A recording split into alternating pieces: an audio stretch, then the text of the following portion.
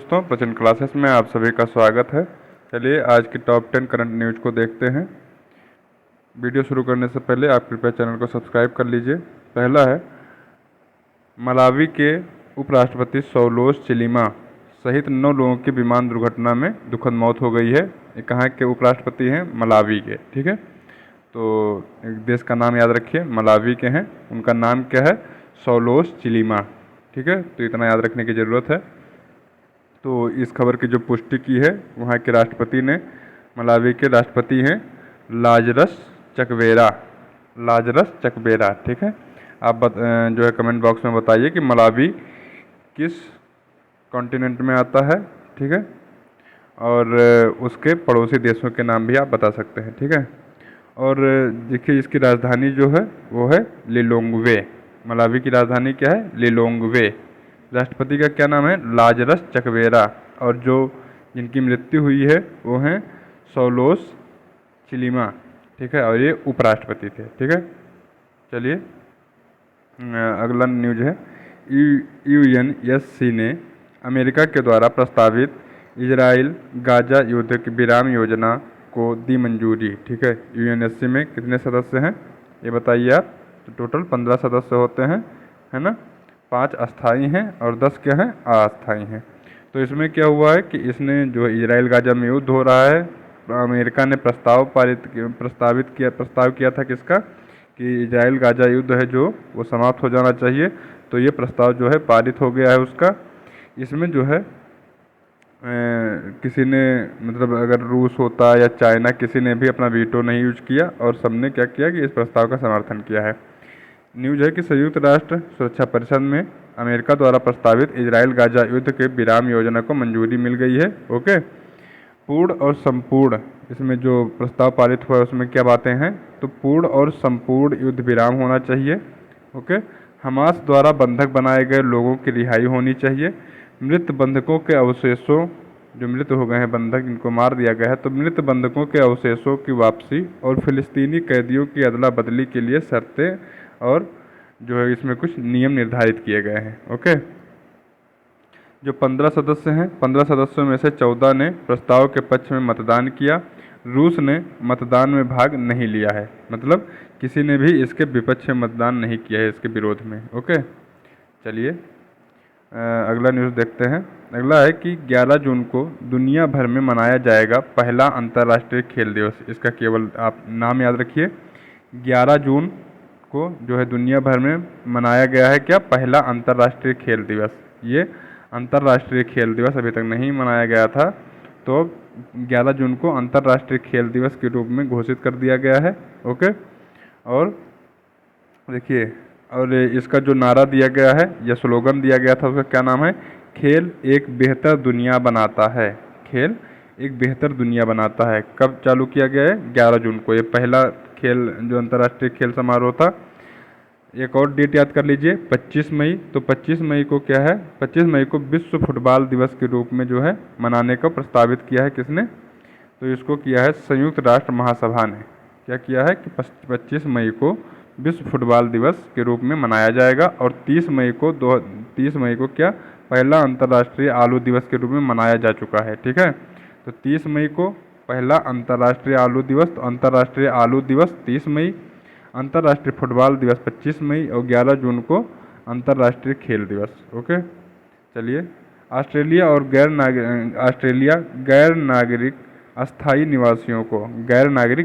निवासियों को सशस्त्र बलों में शामिल होने का क्या दिया है? अनुमति दे दी है। जो वहाँ पे 1 साल से ऊपर लोग रह रहे हैं, मतलब ऐसे लोग जो विदेशी हैं लेकिन वहाँ पे 1 साल से ज़्यादा समय से रह रहे हैं, तो उनको क्या किया है कि अपने जो है मिलिट्री में शामिल करने की अनुमति ऑस्ट्रेलिया ने दे दी है। ऐसा क्यों किया है? क्योंकि ऑस्ट्रेलिया के चारों तरफ जो है समुद्र से घिरा हुआ है और इसकी जो है चीन से बढ़ती लगातार परेशानियों की वजह से इसने ऐसा कदम उठाया है कि हमारे पास मिलिट्री बढ़ानी चाहिए। नेवी को भी बढ़ाएगा और मिलिट्री को भी बढ़ाएगा।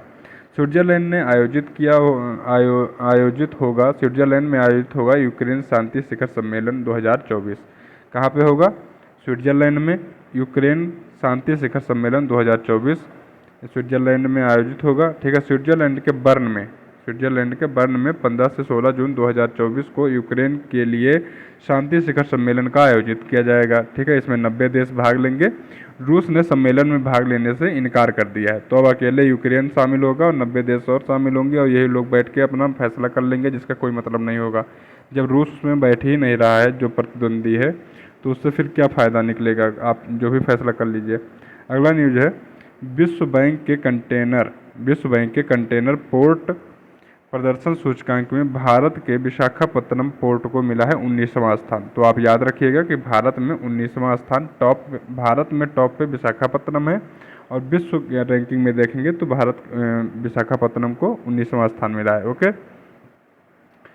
देखिए विश्व बैंक के कंटेनर, एक सेकेंड, विश्व बैंक के कंटेनर पोर्ट प्रदर्शन सूचकांक, तो इसको जारी कौन करता है? विश्व बैंक। बस ये देख लीजिए, विश्व बैंक इसको जारी करता है। क्या नाम है? कंटेनर पोर्ट प्रदर्शन सूचकांक। ठीक है, विशाखापत्तनम को इसमें 19वां स्थान मिला है और विशाखापत्तनम को 19वां स्थान मिला है। अदानी पोर्ट अदानी जो मतलब संचालित करता है, मुंद्रा पोर्ट, ठीक है, इसको 27वां स्थान मिला है इंडिया में। तो इंडिया में पहले नंबर पर कौन है? विशाखापत्तनम। दूसरे नंबर पर आपका मुंद्रा पोर्ट, जो कि अदानी द्वारा संचालित किया जाता है, अदानी समूह द्वारा। ठीक है, पहले नंबर पर कौन है पूरे विश्व में? तो चीन का यांगसांग बंदरगाह, चीन का यांगसांग, ये लगातार दूसरी बार फर्स्ट आया है। और ओमान का सलालाह बंदरगाह, ये दूसरे स्थान पर है। ठीक है, तो फर्स्ट और सेकंड आप जान लिए पूरे विश्व में और फर्स्ट सेकंड आप इंडिया में देख लिए। भाजपा के आदिवासी नेता मोहन चरण मांझी होंगे जो है उड़ीसा के मुख्यमंत्री। क्या नाम है? मोहन चरण मांझी। ये जो है उड़ीसा में भाजपा ने इस बार सरकार बनाई है। 11 जून को इनका जो है घोषणा की गई थी इनके नाम की। ओके, और VK सिंह देव और प्रवती परिदा, ये दोनों को क्या बनाया गया है? उप मुख्यमंत्री। VK सिंह देव, प्रवती परिदा, इनको क्या बनाया गया है? उप मुख्यमंत्री बनाया गया है। ओके, और राजनाथ सिंह यहाँ पे गए थे इसका जो है मीटिंग करने भाजपा की तरफ से, भाजपा नेताओं के। ठीक है, मुख्यमंत्री साहब का क्या नाम है? मोहन चरण मांझी। तो याद रखिएगा मोहन चरण मांझी को। भारतीय जनता पार्टी ने टोटल 147 सीट हैं विधानसभा में वहाँ की, जिसमें से 78 सीटों पे जीत हासिल की है और ये पहली बार अपने वहाँ पे सरकार बनाएगी उड़ीसा में। अभी तक भाजपा की सरकार कभी नहीं बनी है।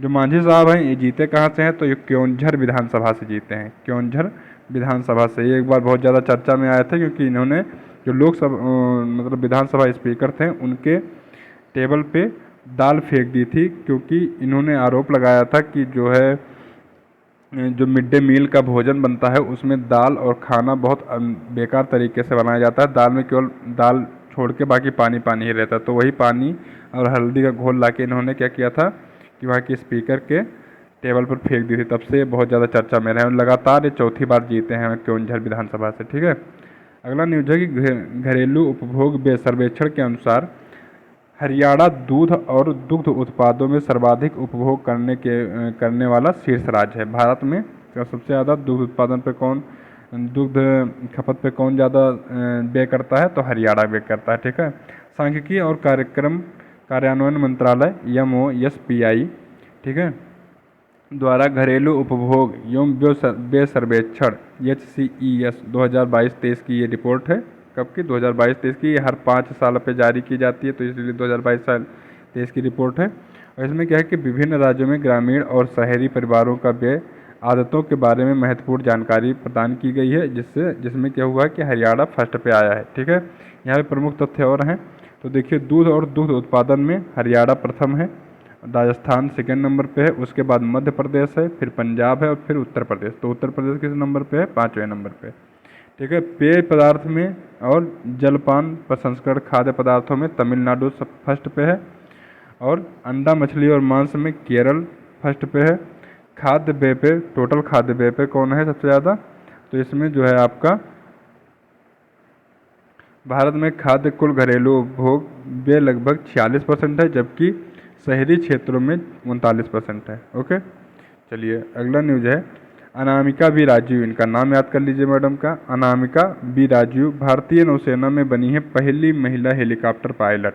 बस इतना याद रखिए, भारतीय नौसेना की हैं। ये हेलीकॉप्टर देख सुन के या देख के आप क्या करेंगे, जो है वायुसेना का मत लगाइएगा। तो अनामिका बी राजीव, क्या नाम है, अनामिका बी राजीव, नौसेना की पहली हेलीकॉप्टर महिला पायलट बन गई हैं। ओके। ओम बिरला 20 वर्षों से सांसद के रूप में फिर चुने जाने वाले बने पहले लोकसभा अध्यक्ष। तो इनको आप याद रखिए, ओम बिरला साहब हैं। ऐसा कोई भी पीठासीन लोकसभा पीठासीन अधिकारी अभी तक नहीं चुना गया है, ऐसा नहीं हुआ है कि जो लोकसभा पीठासीन अधिकारी रहा हो, मतलब लोकसभा अध्यक्ष रहा हो और उसके बाद फिर से वो चुनाव लड़ा हो और जीत गया हो। लोग ये ओम बिरला साहब पहली बार हैं जो लगातार ये 20 वर्षों से वहाँ के सांसद बने हुए हैं।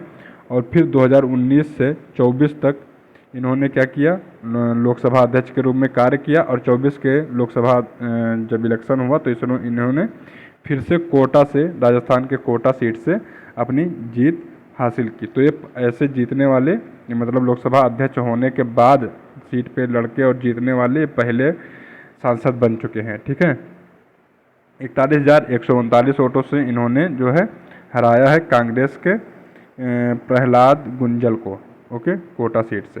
तो चलिए आज का ये न्यूज़ ख़त्म होता है। मिलते हैं नए न्यूज़ के साथ में नए दिन पे। चलिए, तब तक के लिए नमस्कार, धन्यवाद।